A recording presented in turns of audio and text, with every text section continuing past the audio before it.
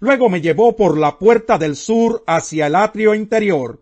Midió la puerta del sur, la cual tenía las mismas medidas que las anteriores. Sus celdas, sus pilares y su vestíbulo también tenían las mismas medidas que los anteriores. La puerta y el vestíbulo tenían ventanas a su alrededor y medían 25 metros de largo por 12 metros y medio de ancho. En su derredor había unos vestíbulos de 12 metros y medio de largo por 2 metros y medio de ancho. Su vestíbulo daba hacia el atrio exterior. Sus pilares también tenían grabados de palmeras. A esta puerta se llegaba subiendo 8 gradas. También me llevó al atrio interior que daba al oriente, y midió la entrada y medía igual que las anteriores. Sus celdas, sus pilares y su vestíbulo también tenían las mismas medidas que los anteriores.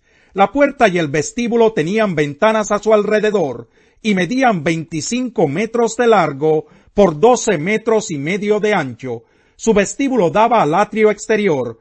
Los pilares tenían a cada lado grabados de palmeras, y a esta puerta se llegaba subiendo 8 gradas. Luego el mismo hombre me llevó a la puerta del norte y la midió. Esta tenía las mismas medidas que las otras. También tenía celdas, pilares, vestíbulo y ventanas a su alrededor, y medían 25 metros de largo por 12 metros y medio de ancho. Su vestíbulo miraba hacia el atrio exterior. Los pilares tenían grabados de palmera a cada lado. A esta puerta se llegaba subiendo 8 gradas. Había una sala que se comunicaba con el vestíbulo de cada puerta. Allí se lavaba el holocausto. En el vestíbulo de la puerta había 4 mesas, 2 de cada lado, donde se mataba a los animales para el holocausto, para la ofrenda por el pecado y para la ofrenda por la culpa. Fuera del vestíbulo, por donde se subía hacia la entrada de la puerta norte, había otras 2 mesas, y al otro lado del vestíbulo de la puerta había otras 2 mesas, de manera que había 4 mesas de un lado de la puerta y 4 del otro, es decir, 8 mesas en total, donde se mataba a los animales. Para el holocausto había 4 mesas talladas en piedra, que medían 75 centímetros de largo por 75 centímetros de ancho y 50 centímetros de alto. Sobre ellas se colocaban los instrumentos con que se mataba a los animales para el holocausto y otros sacrificios. Colocados en el interior, sobre las paredes en derredor, estaban los ganchos dobles, que medían unos 25 centímetros de largo. Sobre las mesas se ponía la carne de las ofrendas.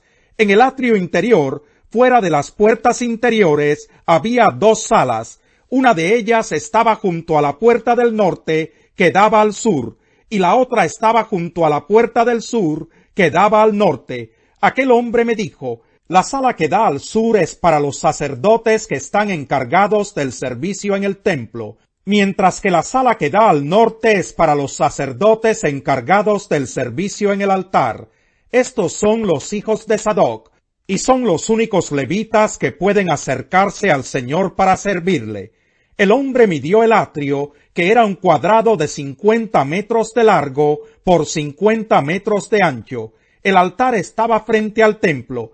Entonces me llevó al vestíbulo del templo y midió sus pilares, y cada uno medía 2 metros y medio de grueso.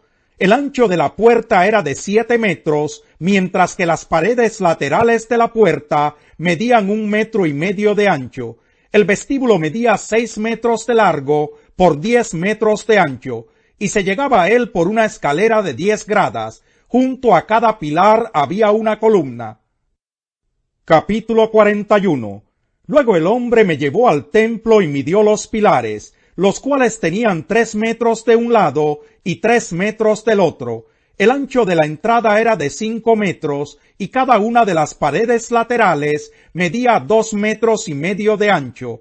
También midió la nave central, la cual medía 20 metros de largo por 10 de ancho.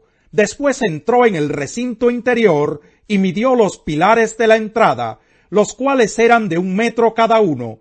La entrada medía 3 metros de ancho, y las paredes laterales de la entrada medían 3 metros y medio. Después midió la longitud del recinto interior, que era de 10 metros de largo, su anchura era de la misma medida. Entonces me dijo, este es el lugar santísimo. Luego midió el muro del templo, que era de 3 metros de espesor. Las salas alrededor del templo medían 2 metros de fondo. Estas salas laterales estaban puestas una sobre otra, formando 3 pisos. En cada piso había 30 salas. Alrededor de todo el muro del templo había soportes que sobresalían para sostener a las salas laterales, de modo que no estuvieran empotradas en el muro del templo. Las salas laterales alrededor del templo se ensanchaban en cada piso sucesivo. La estructura alrededor del templo estaba construida en niveles ascendentes, de modo que a medida que se subía, las salas de arriba adquirían mayor amplitud. Una rampa subía desde el piso inferior hasta el superior, pasando por el piso intermedio.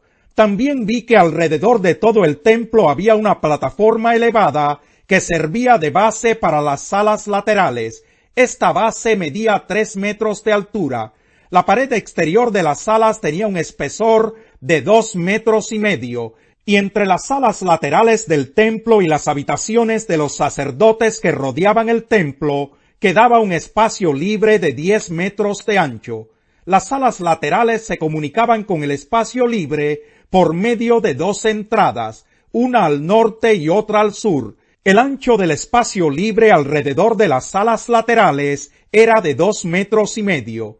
El edificio que por el lado oeste quedaba frente al patio medía 35 metros de ancho, con un muro de 2 metros y medio de ancho por 45 metros de largo. El hombre midió el templo, el cual tenía un total de 50 metros de largo. También el patio, con el edificio adyacente y el muro, medían 50 metros de largo. El ancho de la fachada del templo, más la parte del patio que da hacia el este, medía 50 metros. Luego midió la longitud del edificio posterior del templo que daba al patio, junto con las galerías de ambos lados, y medía 50 metros. La nave interior del templo, los vestíbulos del atrio, los umbrales, las ventanas con rejas y las galerías alrededor de los 3 pisos, comenzando desde la entrada, estaban recubiertos de madera por todas partes. De arriba a abajo, todo estaba recubierto, incluso las ventanas. Desde la entrada hasta el recinto interior y alrededor de todo el muro, por dentro y por fuera, en el interior y el exterior, se alternaban los grabados de querubines y palmeras. Cada querubín tenía 2 rostros, uno de hombre y otro de león. Cada rostro miraba hacia la palmera que tenía a su costado. Alrededor de todo el templo podían verse los grabados de estos querubines. Desde el suelo hasta la parte superior de las puertas había grabados de querubines y palmeras sobre todas las paredes del templo. Los postes de la entrada al templo eran cuadrados, y frente al lugar santísimo había algo que parecía un altar de madera, el cual medía 1,5 metros de alto por 1 de largo y 1 de ancho. Sus esquinas, la base y sus costados eran de madera. El hombre me dijo, esta es la mesa que está delante del Señor. Tanto el templo como el lugar santísimo tenían puertas dobles. Cada puerta tenía 2 hojas, 2 hojas giratorias para cada puerta. Sobre la puerta del templo había grabados de querubines y palmeras, como los que había en las paredes. En la fachada del vestíbulo, por la parte exterior, había un alero de madera. Sobre ambos lados del vestíbulo había ventanas con rejas y con grabados de palmeras. Las salas laterales también tenían aleros. Capítulo 4. ¿De dónde surgen las guerras y los conflictos entre ustedes? ¿No es precisamente de las pasiones que luchan dentro de ustedes mismos?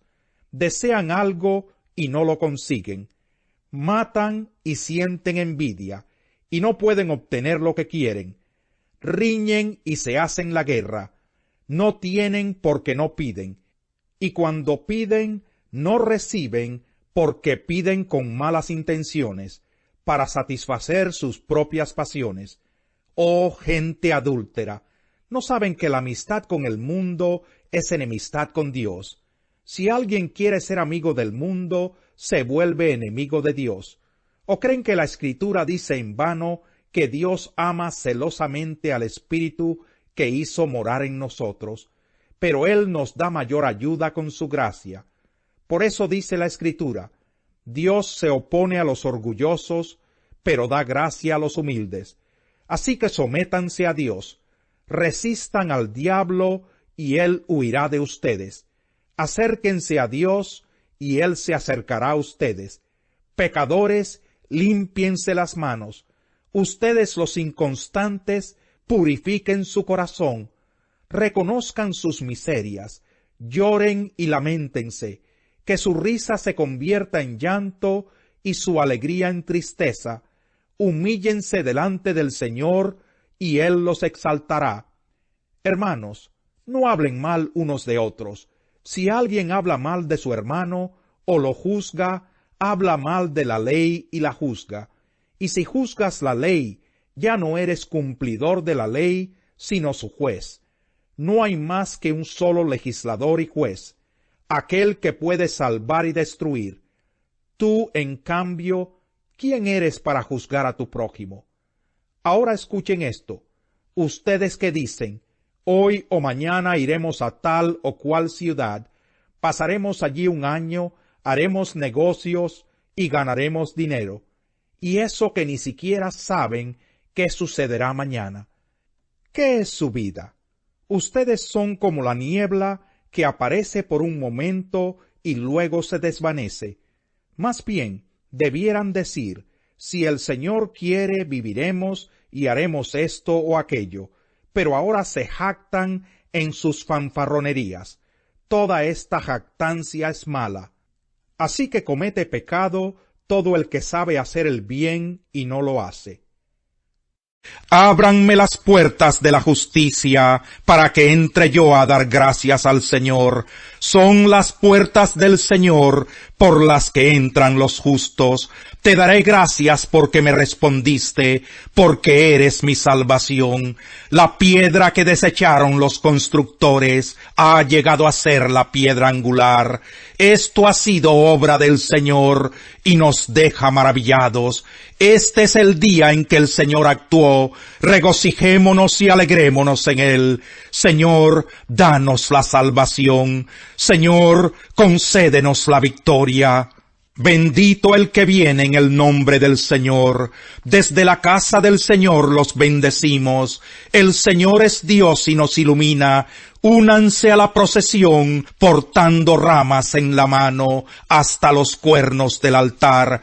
Tú eres mi Dios, por eso te doy gracias. Tú eres mi Dios, por eso te exalto. Den gracias al Señor, porque Él es bueno. Su gran amor perdura para siempre. El gobernante que oprime a los pobres es como violenta lluvia que arrasa la cosecha. Los que abandonan la ley alaban a los malvados. Los que la obedecen luchan contra ellos. Los malvados nada entienden de la justicia. Los que buscan al Señor lo entienden todo.